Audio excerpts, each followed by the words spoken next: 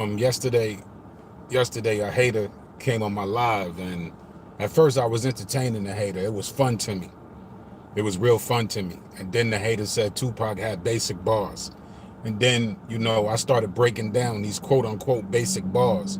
And it was the lyrics from Trading War Stories off the All Eyes on Me album. And, you know, when he called it basic bars, and one of the first things that Tupac says, can your mind picture a thug nigga drinking hard liquor? This ghetto life has got me catching up to God quicker. Who would figure that all I need was a hand trigger, semi-automatic Mac 11 just to scare niggas? And I was breaking down that line like to the dude. I'm like, yo, can your mind picture a thug nigga, which would be him, or any thug nigga drinking hard liquor? Just drinking straight hard liquor. That shit destroying your liver and your kidneys and all this other shit. And you know what I'm saying? Then he was like, this ghetto life has got me catching up to God quicker. And that right there, like, I was getting angry because when I hear Tupac words, like his words really reflect my life, bro. I don't listen to that shit to feel like I'm rich like these other rappers who brag about getting money, who brag about getting mad women and hustling. I don't listen to Pac for that. I listen to Pac. Listen to Pac is like listening to like a person that listens to gospel music. You know what I'm saying? Or like a person that's listening to Bob Marley or something on that level. When I listen to Pac, that's what I'm hearing. That's what I'm hearing. And he got his little party vibes. He still make you feel good, but Pac ain't the type to brag. But that one line where he said, this ghetto life has got me catching up to God quicker. You know what I'm saying? So then the hater said Tupac didn't care about that 6-year-old kid that died. And that bothered me. Like then all the jokes and all the fun is stopped, and then my anger really kicked in. And I was just like, yo, bro, you don't know what the F you talking about, fam. Like, he really, yeah, you know what I mean? That really bothered him, bro. For him to go to the city, and a lot of people in Marin City at that time, they didn't like the fact, from what I understand, they didn't like the fact that Tupac said when he was out here, he was homeless and he had to hustle and he had to do this and do that. And a lot of people didn't like the fact that that's the kind of picture that he was painting about Marin City at the time, because I guess they just wanted to make it look like it was a working class city and stuff like that, and homelessness and addiction and drug dealing and gang banging and stuff like, and black on black crime didn't exist. Pac was speaking his truth. So, and then some words when Pac was celebrating Juice and his album was out, you know what I mean? He was one of the dudes in Marin City that lived there for a while, and it became successful. He came back to show the hood love, taking pictures and this, that, and the third. And then some dudes started screaming on Pac about whatever the case may be. One of them, punched Tupac, you know what I mean? Little brawl. And then guns started firing, and while they running, you know what I mean?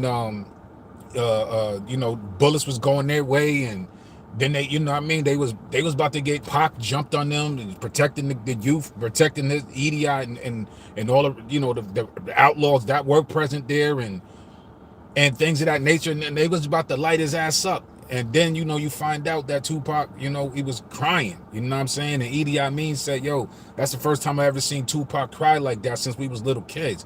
So you know what I mean? No man gonna cry like that and feel bad and shit like that. Especially, he never talked about it. This is Edie Amin explaining that story right there. And you know what I'm saying? And like, so it's like, to hear that. And then Tupac on that song about, he said, because jealousy and recklessness is not something to die for.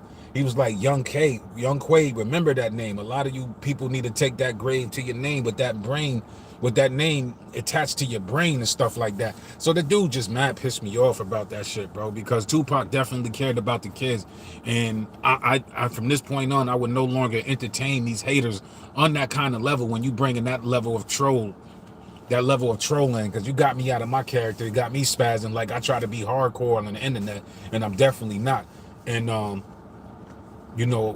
just gonna start just remain being logical, man. And like, if a hater do come, I'm gonna hit them with logic, bro. And if it gets out of hand and they start saying stupid stuff like that, then I'm gonna start blocking them, bro. You know what I'm saying? I'm gonna start blocking them, getting up out of here, bro. Because Tupac loved the kids, man. You know what I mean? This is the same dude that went against a whole gang of people for Yummy Sandiford. When he's talking about Yummy Sandiford, and not just Yummy Sandiford, but for who they had Yummy Sandiford kill somebody young.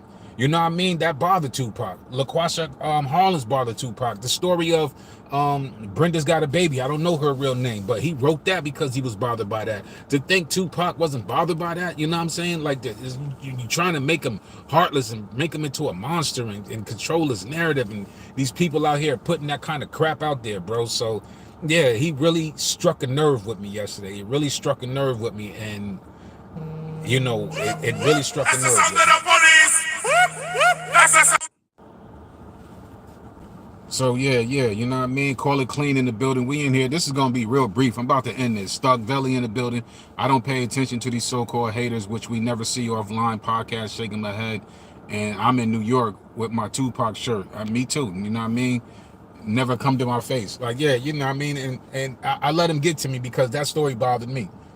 You know what I mean? A 6-year-old. Like, it's similar to a little girl who I didn't know, but I knew the stepfather. You know what I mean? And she was 10 years old, and she called a straight bullet from like 100 yards away, bro. She goes, you know what I mean? She goes, the mother's watching her daughter and the other kids play outside. She goes in the house to get them something to drink, come back out. Her daughter laying on the ground, bro. So that struck a nerve with me because that was in my town.